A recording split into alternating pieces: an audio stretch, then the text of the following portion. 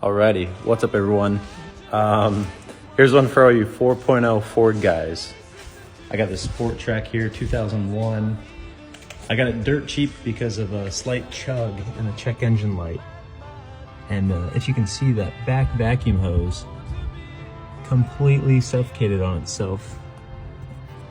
Like completely closed shut. So we're gonna pop it off, go ahead and throw a new one on and see how she goes. So I didn't really talk anymore in this video. As you can see, there's the hose.